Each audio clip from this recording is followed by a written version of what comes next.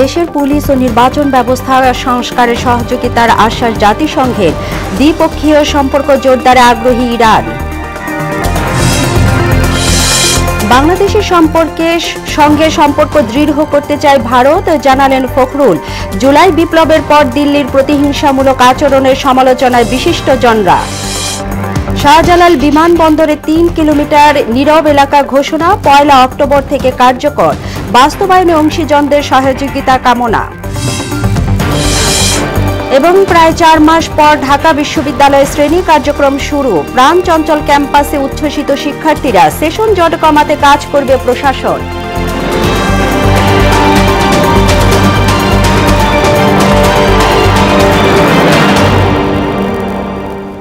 আসসালামু আলাইকুম, সবাইকে স্বাগত মোহনা সংবাদে। শুনছিলেন শিরোনাম, সঙ্গে আছি তাবিশিরা লিজা। এবার বিস্তারিত। বাংলাদেশের পুলিশ ও নির্বাচন ব্যবস্থা সংস্কারে সহযোগিতার আশ্বাস দিয়েছে জাতিসংঘ। রোববার রাজধানীর তেজগাঁওয়ে প্রধান উপদেষ্টা প্রফেসর মোহাম্মদ ইউনূসের সঙ্গে বৈঠকে এমন আশ্বাস দেন বাংলাদেশে নিযুক্ত জাতিসংঘের আবাসিক সমন্বয়ক গোয়েন লুইস। বৈঠকে দুর্নীতি, বন্যা, রোহিঙ্গা সংকট এবং জুলাই আগস্টের হত্যাকাণ্ডের বিষয়ও উঠে আসে। প্রধান উপদেষ্টা বলেন, বিপ্লব ও পরবর্তী সময়টি গোটা জাতির জন্য সবচেয়ে বেশি ঐক্যের মুহূর্ত। তার সরকারের প্রধান কাজ ছিল প্রত্যেকের জন্য একটি উদাহরণ স্থাপন করা। এটি দেশের অর্থনৈতিক সংস্কার এবং প্রতিটি প্রতিষ্ঠান ঠিক করার একটি দুর্দান্ত সুযোগ। এদিন ইরানের রাষ্ট্রদূত মানসুর চাভুসির সঙ্গেও বৈঠক করেন প্রফেসর মোহাম্মদ ইউনূস। এতে দ্বিপক্ষীয় সম্পর্ক আরও জোরদার করা নিয়ে আলোচনা হয়। বাংলাদেশের সঙ্গে সম্পর্ক দৃঢ় করতে চায় ভারত। রোববার প্রতিবেশী দেশটির হাই কমিশনার প্রণয় ভার্মার সঙ্গে বৈঠক শেষে একথা জানালেন বিএনপি মহাসচিব মির্জা ফখরুল ইসলাম আলমগীর। এদিকে জাতীয় প্রেস ক্লাবে এক সেমিনারে বিএনপির স্থায়ী কমিটির সদস্য হাফিজ উদ্দিন আহমদ বলেছেন, গণতন্ত্র হত্যাকারী আওয়ামী লীগের রাজনীতি করার অধিকার নেই। সুরাইয়া মুন্নির রিপোর্ট। রাজধানীতে বিএনপি চেয়ারপারসনের রাজনৈতিক কার্যালয়ে ঢাকায় নিযুক্ত ভারতের হাই কমিশনার প্রণয় ভার্মার সঙ্গে বৈঠক করেন বিএনপির মহাসচিব মির্জা ফখরুল ইসলাম আলমগীর। পরে সংবাদ সম্মেলনে তিনি বলেন, বৈঠকে ভারত বাংলাদেশ সম্পর্ক সুদৃঢ় করা সহ সীমান্ত হত্যা বন্ধ, পানি সমস্যা, রাষ্ট্রীয় নিরাপত্তা সমস্যা নিয়ে আলোচনা হয়েছে। সমস্যা সমাধানের চেষ্টা চলছে বলে জানান ফখরুল। এছাড়া দলটির সঙ্গে রাজনৈতিক সম্পর্ক সুদৃঢ় করার বিষয়েও কথা হয়েছে বলে জানান তিনি। ভারত বাংলাদেশের মধ্যে যে আপনার সম্পর্ক, সেই সম্পর্ককে আরো কিভাবে গভীর করা যায়, দৃঢ় করা যায়, সে বিষয়ে আলোচনা হয়েছে। আমাদের যে সমস্যাগুলো রয়েছে ভারতের সঙ্গে বাংলাদেশের, আমরা সেই বিষয়গুলো তুলে ধরেছি। আমরা আমাদের পানি সমস্যার কথা বলেছি এবং সেগুলো দ্রুত সমাধান হওয়া দরকার, সেই কথাগুলো বলেছি। আমাদের সীমান্তে হত্যা বন্ধ করার প্রয়োজন, সে কথাগুলো আমরা তাদেরকে বলেছি। তারা বলেছেন যে তারা বিষয়গুলো সজাগ এবং তারা চেষ্টা করছেন দ্রুততার সঙ্গে সেই সমস্যাগুলো কিভাবে সমাধান করা যায়। এদিকে জাতীয় প্রেস ক্লাবে এক সেমিনারে বিএনপি স্থায়ী কমিটির সদস্য হাফিজ উদ্দিন আহমেদ বলেন, ছাত্র জনতার উপর গুলি চালিয়ে আওয়ামী লীগ গণতন্ত্রকে হত্যা করেছে। সেই দলের এদেশে রাজনীতি করার কোনো অধিকার নেই। অতি অল্প সময়ের মধ্যেই আমরা রাষ্ট্র সংস্কার করে বাংলাদেশকে জনগণের বসবাসের উপযুক্ত একটি গণতান্ত্রিক রাষ্ট্র হিসাবে দেখতে চাই। নির্বাচনের মাধ্যমে ভালো রাজনীতিবিদরা দায়িত্বে চলে আসবে বলেও মন্তব্য করেন বিএনপির এই নেতা। সুরাইয়া মুন্নি, মোহনা সংবাদ, ঢাকা। ভারতের কয়েকটি রাজ্যের কারণেই বাংলাদেশে প্রতি বছর বন্যায় ব্যাপক ক্ষয়ক্ষতি হচ্ছে বলে মনে করেন বিশিষ্টজনরা। রোববার জাতীয় প্রেস ক্লাবে ফেনী সাংবাদিক ফোরাম আয়োজিত সাম্প্রতিক বন্যা কারণ এবং করণীয় শীর্ষক সেমিনারে এ কথা উঠে আসে। জুলাই বিপ্লবের পর বাংলাদেশ নিয়ে ভারতের প্রতিহিংসামূলক আচরণকে দুঃখজনক বলেও মন্তব্য করেন তারা। মনিরুল ইসলামের রিপোর্ট। দেশের 11 জেলায় সাম্প্রতিক বন্যার তিক্ত অভিজ্ঞতা নিয়ে গোলটেবিল বৈঠক করে ঢাকাস্থ ফেনী সাংবাদিক ফোরাম। বিশেষজ্ঞদের সমন্বয়ে আলোচনা হয় বন্যার কারণ এবং করণীয় নিয়ে। মূল প্রবন্ধ উপস্থাপন করেন বিশিষ্ট পরিবেশ বিজ্ঞানী ডক্টর আহমদ কামরুজ্জামান মজুমদার। এ সময় ফেনীতে ঘটে যাওয়া বন্যায় প্রত্যক্ষ চিত্র তুলে ধরেন ঢাকাস্থ ফেনীর সাংবাদিকরা। বলেন, বাংলাদেশ থেকে নানান রকম সুবিধা নিলেও ভারতের ভূমিকা প্রতিহিংসামূলক। আমাদের এখানে বন্যা মূলত সৃষ্টি হয়েছে সিস্টেম থেকে। আপনার এখানে যদি কোনো বৃষ্টি নাও হয়, দেখবেন ভয়াবহ বন্যা শুরু হয়ে গেছে। তার কারণ আমি নিজে প্রত্যক্ষদর্শী, মণিপুর রাজ্য একটি পাহাড়ি এলাকা, পানিতে ভেসে যাওয়ার পরে এখন খুব দ্রুত গতিতে সেখানে যে বাঁধ ছিল বাঁধ ভেঙে যাচ্ছে, ওই এলাকায় রাস্তাঘাট সব পিচঢালা রাস্তা চলে গেছে নদী গর্ভে। Investment corporation of Bangladesh ICB chairman Abu Ahmed বলেন, প্রতি বছরই বন্যা হবে এমন প্রস্তুতি নিয়েই সামনের দিকে এগোতে হবে। একটা ফয়সালা করতে হবে একটা ইকুইটির ভিত্তিতে, একটা বোঝাপড়ার ভিত্তিতে। হ্যাঁ, বৃষ্টি হবে, ওইখানে হবে, এদিকেও হবে, বন্যা আসতেই পারে, কিন্তু আমরা শুধু বন্যার বেশিরভাগ বার্ডেন বহন করব, ক্ষতিগ্রস্ত হব, সেটা যেন না।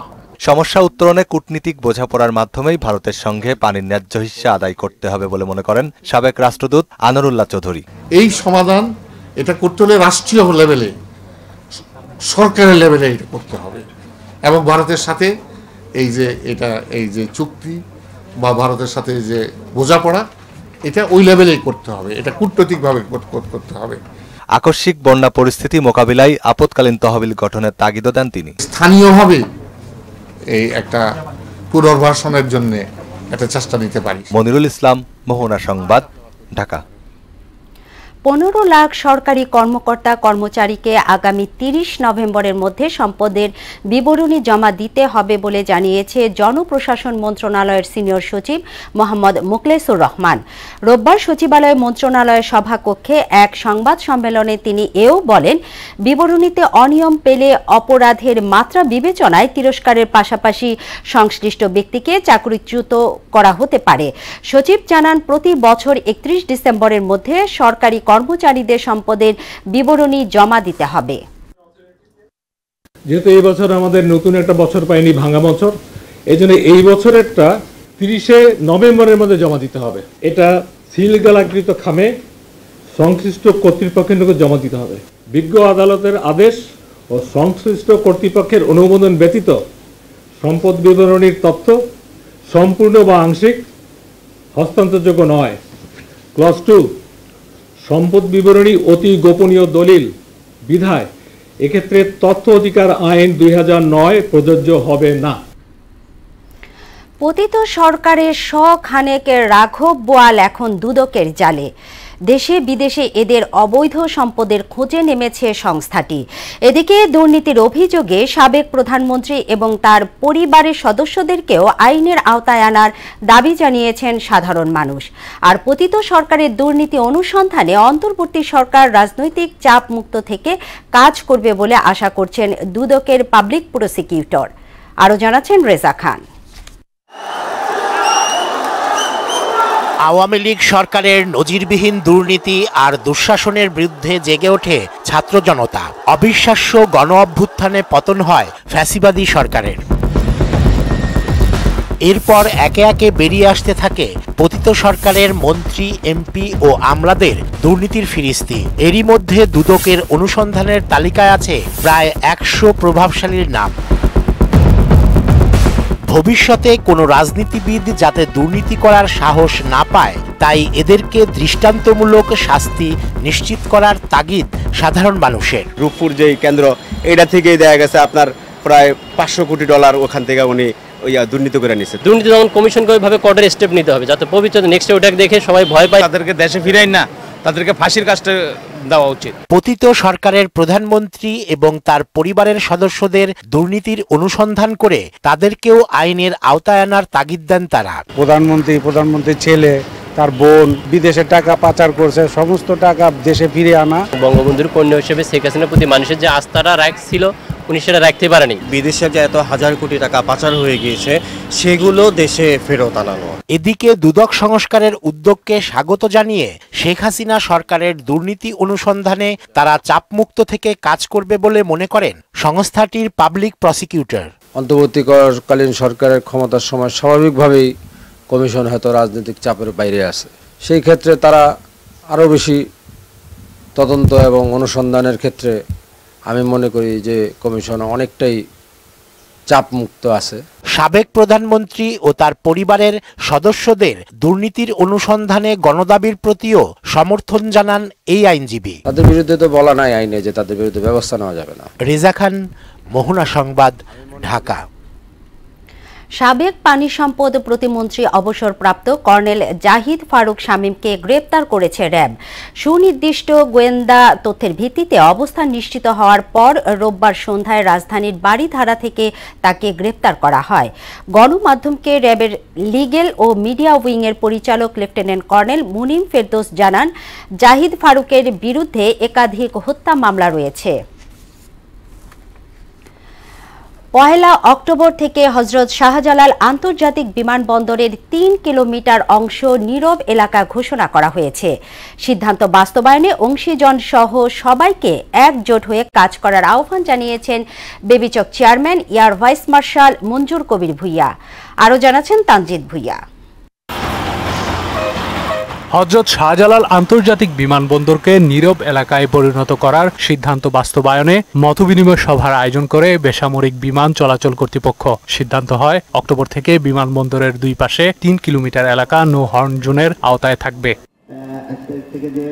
এতে অংশীজনেরা বলেন, শব্দ দূষণ রোধে শুরুর দিকে আইন প্রয়োগ করা ঠিক হবে না। এ ব্যাপারে যান চালকদের সচেতন হওয়ার উপর গুরুত্ব আরোপ করেন তারা। আমাদের ড্রাইভাররা কিন্তু অনেক কম শোনেন, তারা কিন্তু আপনি দেখবেন কোনো কার সাথে কথা বলতে শব্দের মধ্যে আপনি সেখানে দেখবেন আপনি জোরে কথা বলেন। বিমানবন্দর এলাকায় শব্দ দূষণ বন্ধের পক্ষে মত দিলেন যাত্রীরাও। এক হিসাবে শব্দ দূষণ থেকেও আমরা রোধ পাবো, আর একটা এয়ারপোর্টের যে সুন্দর পরিবেশ ওটাও রক্ষা হবে। হাসপাতালের সামনেও হর্ন বাজায়, আর তারপরে স্কুলের সামনেও হর্ন বাজায়, এটা তো খুব ভালো জিনিস, ভালো উদ্যোগ। বিমান কর্তৃপক্ষের সঙ্গে অংশীজনদের প্রতিনিধিরাও এক হয়ে কাজ করার প্রত্যয় জানান। এ সময় প্লাস্টিক নিয়েও জনসচেতনতার কথা বলে বিমান কর্তৃপক্ষ। রাইট টাইমে সবগুলো সাথে সাথে কমে যাবে না, বাট আমরা একটা নির্দিষ্ট সময় সীমার মধ্যে গ্র্যাজুয়ালি এই জিনিসগুলো কমিয়ে আনবো। এই পানির বোতলের বাইরেও অন্যান্য যে ডিসপোজেবল আইটেমগুলো আছে, খাবারের প্লেট, ইনিশিয়ালি আমরা কিন্তু ওইটাও অনেকটা বোঝানোর মতো মোটিভেশন টাইপের। এই বিষয়টি বন্ধ করার জন্য এটা ক্রিমিনাল অফেন্স, বাংলাদেশ পুলিশকে দায়িত্ব দেওয়া হয়েছিল। এই আদেশটা যেহেতু 2017 সালে দেওয়া, তার মানে আমরা বুঝতে পারছি যে বাংলাদেশ পুলিশ এবং বিআরটিএ গুরুত্বপূর্ণ দুটি অথরিটি, পরিবেশ, বন এবং জলবায়ু পরিবর্তন মন্ত্রণালয়ের সাথে সাথে। সিদ্ধান্ত বাস্তবায়নে অংশীজন সহ সবার সক্রিয় সহযোগিতা কামনা করেন এয়ার ভাইস মার্শাল মোহাম্মদ মঞ্জুর কবির ভুইয়া। আমরা 1 তারিখ থেকে শুরু করলে যে রাতারাতি আমরা রেজাল্ট পাবো তা না, আস্তে আস্তে এই প্রোগ্রামটা কিন্তু আমাদের করতে হবে, আরো কন্টিনিউ করতে হবে, লম্বা টাইম ধরে করতে হবে। তাহলে একসময় সচেতনতা তৈরি হয়ে যাবে। ওই যে একটা পয়েন্ট আসলে যে আরো আগে থেকে যদি করতে পারি, তো এই সচেতনতা আনাটা অনেক জরুরি আমাদের। সংবাদ মাধ্যমের সহযোগিতায় জনগণ শব্দ দূষণের ক্ষতিকর প্রভাব সম্পর্কে সচেতন হতে পারে বলে জানান বেবিচক চেয়ারম্যান। আমরা স্থাপন করছি এবং সিটি কর্পোরেশন সবাই আমরা মিলে বাইরেও কিছু বিলবোর্ড, বাইরে কিছু লেখনীগুলো করব আমরা। তানজিদ ভুইয়া, মোহনা সংবাদ, ঢাকা। যাতে লোকজন। অবশেষে চালু হলো ঢাকা বিশ্ববিদ্যালয়ের শ্রেণী কার্যক্রম। 3 মাসেরও বেশি সময় পর ক্যাম্পাস খোলায় সাধারণ শিক্ষার্থীদের মধ্যে দেখা যায় প্রবল উচ্ছ্বাস। পাশাপাশি সবকিছু দলীয় আধিপত্য মুক্ত হওয়ায় নতুন করে যেন প্রাণীর সঞ্চার হয়েছে সবার মধ্যে। তবে সেশন জটের উদ্বেগও ছিল কারো কারো মধ্যে, যদিও সেটি কাটানোর লক্ষ্যে কাজ করছে বিশ্ববিদ্যালয় প্রশাসন। আরও জানাচ্ছেন মুদাসসির আলী। জুলাইয়ে সর্বজনীন পেনশন স্কিমের বিরুদ্ধে শিক্ষকদের আন্দোলন, এরপর কোটা সংস্কার থেকে সরকার পতনের আন্দোলনে বন্ধ হয়ে যাওয়া প্রাচ্যের অক্সফোর্ড খ্যাত ঢাকা বিশ্ববিদ্যালয় দীর্ঘ 112 দিন পর নীরবতা ভেঙে যেন প্রাণ ফিরে পেয়েছে। শিক্ষার্থীদের পদচারণা ও শোরগোলে ক্যাম্পাস যেন ফিরে পেয়েছে তার চিরচেনা রূপ। বহুদিন পর ক্লাস করতে পেরে স্বস্তির নিঃশ্বাস তো বটেই, আনন্দ উদ্দীপনাও ছিল শিক্ষার্থীদের মধ্যে। কুরবানি থেকে শুরু করে এখন পর্যন্ত আমরা ক্লাসে ফিরতে পারি নাই, ওই হিসেব করলে আলহামদুলিল্লাহ আজকে অনেক খুশি আমরা ক্লাসে ফিরতে পারতেছি। আজকে শিক্ষা কার্যক্রম শুরু হয়েছে, আমাদের 3টি ক্লাস হয়েছে, তো সেই হিসেবে আমরা অনেক আনন্দিত। এখন আর দলীয় আধিপত্য নেই ক্যাম্পাসে, তাই যেন এবার বাড়তি স্বস্তির জায়গাটাও আছে। ছাত্র রাজনীতি মুক্ত ক্যাম্পাস হবে, তো আমরা চাই যে এই দাবিটার বহিঃপ্রকাশ যেন আমাদের ক্যাম্পাসে ঘটে।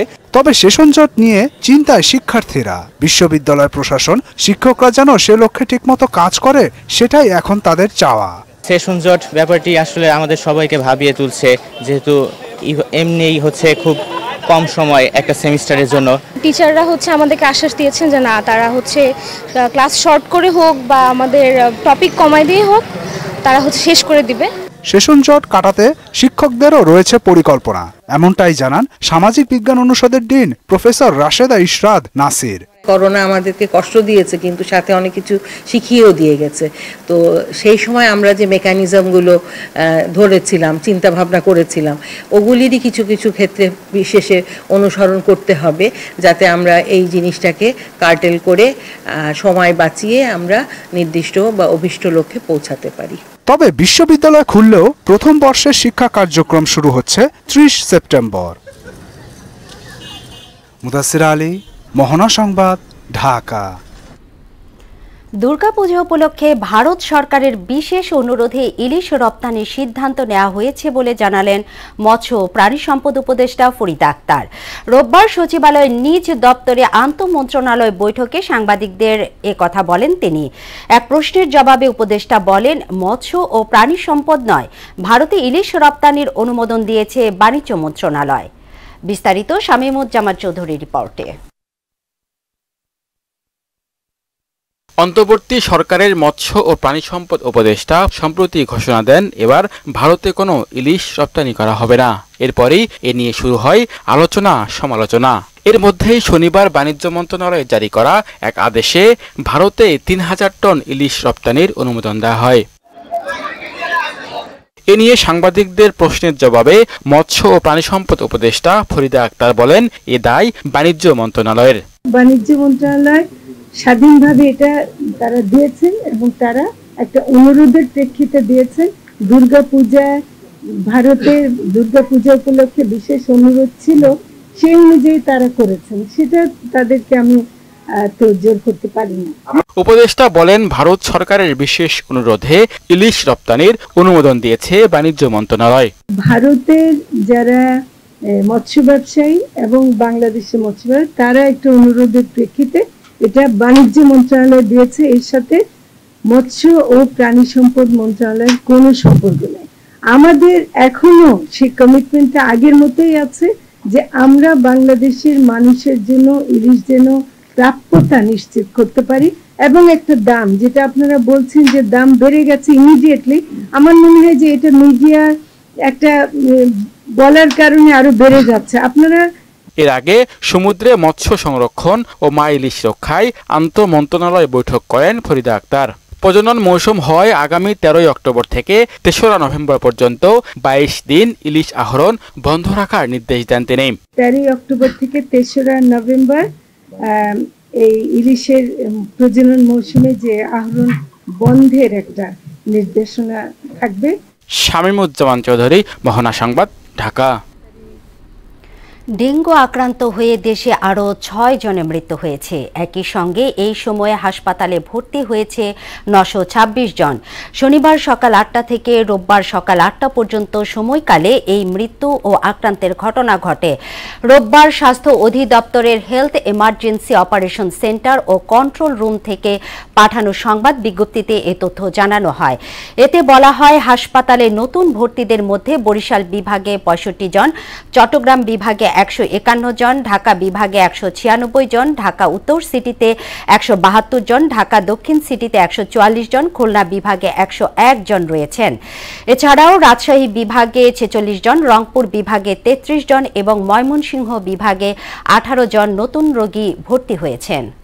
পেট্রো বাংলার চেয়ারম্যান জনেন্দ্রনাথ সরকারের অপসারণ সহ 2 দাবিতে মানববন্ধন করেছেন রাষ্ট্রায়ত্ত সংস্থা গ্যাস ট্রান্সমিশন কোম্পানি লিমিটেড জিটিসিএল কর্মকর্তা কর্মচারীরা।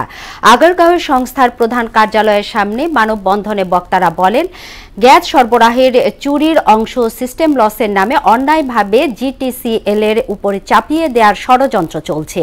এটি প্রতিহত করার পাশাপাশি চাপিয়ে দেওয়া সকল বৈষম্যমূলক অর্গানোগ্রাম দ্রুত সংস্কার করতে হবে। একজন সচিবের নেতৃত্বে করা বোর্ডের সিদ্ধান্ত কিভাবে পেট্রো বাংলার চেয়ারম্যান একজন এডিশনাল সেক্রেটারি তিনি কিভাবে কেটে দেন, অসৎ উদ্দেশ্যে তিনি এটা করেছেন। আমরা এজন্যই আন্দোলন করছি, আমরা পেট্রো বাংলার চেয়ারম্যান মহোদয়ের পদত্যাগ চাই। অটোরিকশার দাপটে রাজধানীর সড়কে প্রতিদিনই তৈরি হচ্ছে বিশৃঙ্খলা। অসহনীয় যানজটে নাকাল ভুক্তভোগীরা বলছেন ৩ চাকার এসব বাহনের এলোমেলো ও বেপরোয়া চলাচলই সড়কে বিশৃঙ্খলার মূল কারণ। আর পুলিশের দাবি মূল সড়কে রিকশা বন্ধে সর্বোচ্চ চেষ্টা চলছে। আরও জানাচ্ছেন ওবায়দুল হক মারুফ। নেই রুট পারমিট, দরকার পড়ে না ড্রাইভিং লাইসেন্সেরও। লেন না মেনে বেপরোয়া গতিতে এলোমেলোভাবে ছুটে চলা সহ নানা কারণে রাজধানীর সড়কে বাড়ছে বিশৃঙ্খলা। গল্পটি অটোরিকশা চালকদের, যারা দিনভর গুরুত্বপূর্ণ সড়কের মোড় অথবা বাস, রেল স্টেশন সহ বিভিন্ন স্টেশনে জটলা পাকাতে উস্তাদ। রানিং গাড়ি থাকে রাস্তাঘাটে, আমাদের ফুট করে বামেতে ডাইনে যায়, বামেতে ডাইনে অনেক সমস্যা হয় এটার জন্য। এলোমেলো করে গাড়ি চালাচ্ছে, এরা অনেক সমস্যা হয় আমাদের গাড়ি চালাইতে। গাড়ি দাগ লাগাই যায়, ডাইরেক্ট মেন রোডে পা উড়ে মনে করেন যে চলতে আছে। একটা লোকের তর্ক করলে 5টা হয়। অলিগলিতে তেমন আয় উপার্জন নেই দাবি করে বাধ্য হয়ে প্রধান সড়কে চলাচল করার কথা জানালেন অটোরিকশা চালকরা। এলাকার অলিগলিতে যেরকম একটা ভালো একটা টিপ হয় না। মনে করেন এই অটোর জমা হইলো আপনার 550 টাকা জমা। যদি আমরা যদি মেন রোডে না বেরিয়ে দিলাম, আমরা জমা দিব করতে খামো কোথা থেকে? রিস্ক তো আছে বলতে এখন কি কোনো পেট তো চালাতে হবে, আমাদের পেট চালাতে হবে না, কিস্তিতে গাড়িটা কিনছি। যাত্রীরাও নিরুপায়। গতি নির্ভর ও সস্তার বাহন হওয়ায় ঝুঁকি ভুলে অটোরিকশায় সাওয়ার হওয়ার কথা জানান যাত্রীরা। টাইম কনজিউমিং আর প্লাস হচ্ছে ভাড়াটা কিছুটা কম পাওয়া যায়। অটোরিকশা থাকলে তাড়াতাড়ি আসা যাওয়া করা যায়, এইটাই। গণ আন্দোলনে আওয়ামী সরকারের পতনের পর সড়কে বেড়েছে অটোরিকশার তৎপরতা। নিয়মিত অভিযানের মাধ্যমে এসব রিকশা চলাচল বন্ধে ব্যবস্থা নেওয়ার কথা জানালেন ট্রাফিক সার্জেন্ট। ধীরে ধীরে একটু করে বল প্রয়োগ করতেছি। তো বল প্রয়োগের অংশ হিসেবে আজকে সিনিয়র স্যারদের নির্দেশনায় আমরা হচ্ছে প্লাস দিয়ে ওদের মেইন লাইনটা করে কেটে দিচ্ছি আর কি, কেটে দিয়ে ঘুরাই দিচ্ছি। আমরা একদম পরিপূর্ণভাবে নিয়ন্ত্রণ আনতে সক্ষম হবো কিছুদিন। রাজপথে অটোরিকশা বন্ধে 2014 থেকে 2021 সাল পর্যন্ত সময়ে উচ্চ আদালতের 3 দফা নির্দেশনা বাস্তবায়নে ব্যর্থ হয়েছে বিগত সরকার। রাজধানীর প্রধান সড়কগুলোয় ব্যাটারি চালিত অটোরিকশা বন্ধে ট্রাফিক বিভাগ থেকে অভিযান শুরু হয়েছে। ইতোমধ্যে সড়কে শৃঙ্খলা ফিরতেও শুরু করেছে। তবে বিচ্ছিন্নভাবে এখনও কিছু সড়কে চলছে অটোরিকশা। সংশ্লিষ্টরা মনে করছেন অটোরিকশা বন্ধ করা গেলে শহরের রাস্তায় শৃঙ্খলা অনেকাংশে ফিরে আসবে। ওবায়দুল হক মারুফ, মোহনা সংবাদ, ঢাকা। কুমিল্লায় এখনো ঘুরে দাঁড়াতে পারেনি বন্যা দুর্গতরা। গোমতী নদীর বাঁধ ভাঙা স্রোত তাদের ঘর বাড়ি সহ সবকিছুই ভাসিয়ে নিয়ে গেছে। এই অবস্থায় সবকিছুই নতুন করে শুরু করতে হচ্ছে ক্ষতিগ্রস্তদের। আর এই অবস্থায় সরকারি বেসরকারি সহযোগিতার অপেক্ষায় আছেন সবাই। কুমিল্লা থেকে তাওহিদ হোসেন মিঠুর প্রতিবেদন, জানাচ্ছেন আফরিন পপি। কুমিল্লায় বন্যায় পানি চলে গেলেও রয়ে গেছে ক্ষতচিহ্ন। আগ্রাসী বন্যা কেড়ে নিয়েছে দুর্গতদের সবকিছু। ঘরে ফিরতে তাদের নতুন করে শুরু করতে হবে সংসার। এ অবস্থায় সরকারি বেসরকারি সহযোগিতা ছাড়া তাদের পক্ষে ঘরে ফেরা সম্ভব না বলে জানান ক্ষতিগ্রস্তরা। আমাদের সামর্থ্য নাই যে ঘরবাড়ি তোলার, এখন আপনারা যদি পারেন সহযোগিতা করতেন। সরকারের কাছে আবেদন করছি যাতে আমরা পরবর্তীতে একটু দাঁড়াতে পারি।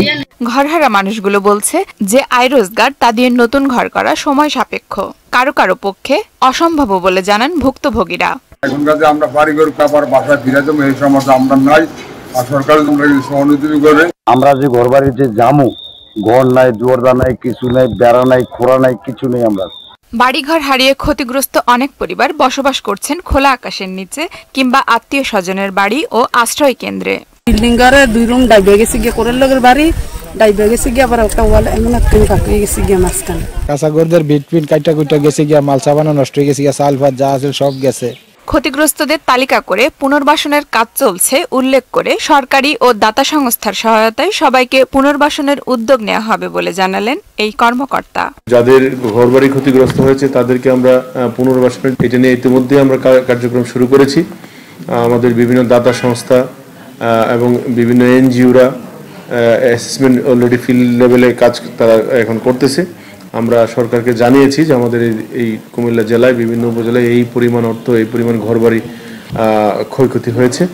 তার প্রেক্ষিতে মন্ত্রণালয় যখন আমরা বরাদ্দ পাবো দেন আমরা তখন পুনর্বাসনের কার্যক্রম শুরু করব।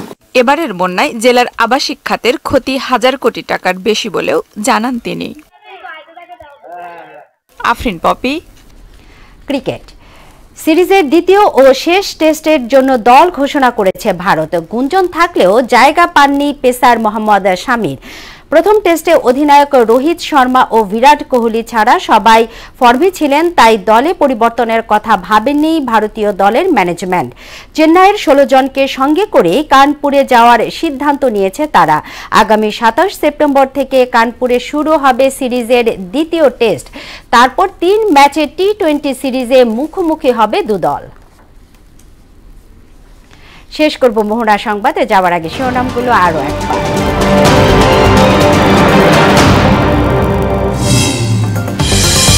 দেশের পুলিশ ও নির্বাচন ব্যবস্থা সংস্কারে সহযোগিতার আশ্বাস জাতিসংঘের। দ্বিপক্ষীয় সম্পর্ক জোরদারে আগ্রহী ইরান। বাংলাদেশের সঙ্গে সম্পর্ক দৃঢ় করতে চায় ভারত, জানালেন ফখরুল। জুলাই বিপ্লবের পর দিল্লির প্রতিহিংসামূলক আচরণের সমালোচনায় বিশিষ্টজনরা। শাহজালাল বিমানবন্দরে 3 কিলোমিটার নীরব এলাকা ঘোষণা, 1 অক্টোবর থেকে কার্যকর। বাস্তবায়নে অংশীজনদের সহযোগিতা কামনা। এবং প্রায় 4 মাস পর ঢাকা বিশ্ববিদ্যালয়ের শ্রেণী কার্যক্রম শুরু। প্রাণ চঞ্চল ক্যাম্পাসে উচ্ছ্বসিত শিক্ষার্থীরা।